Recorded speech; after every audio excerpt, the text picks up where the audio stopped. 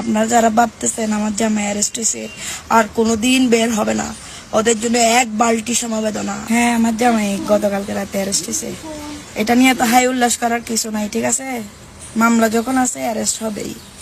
এগুলা নিয়ে এত টেনশন করে দুঃখ প্রকাশ করে কান্নাকাটি করার কিছুই নাই। আপনারা যারা ভাবতেছেন আমার জামাই অ্যারেস্ট হয়েছে আর কোনোদিন বের হবে না, ওদের জন্য এক বালতি সমবেদনা। আমরা কারি কারি বান্ডিল বান্ডিল টাকা ছেড়ে আমার জামাইকে নিয়ে আসবো।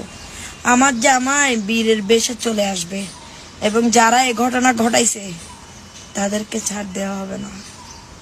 মাথায় রেখো, এতদিন আমরা পলাতক ছিলাম, এখন তোমরা পলাতক থাকার বেলা। এখন আমার জামাই আইনি প্রক্রিয়া শেষ করে আমার কাছে আসবে, তখন না খেলা শুরু হবে। খেলা মাত্র শুরু করছো তোমরা, শেষ করবো আমরা, ঠিক আছে? সবাই আমার জামাই যারা সাজ্জাতের যারা সাপোর্টার আছো, আমার জামাইয়ের জন্য দোয়া করবা যাতে 10-12 দিনের মধ্যে জামিন করে ফেলতে পারি, ঠিক আছে? ধন্যবাদ।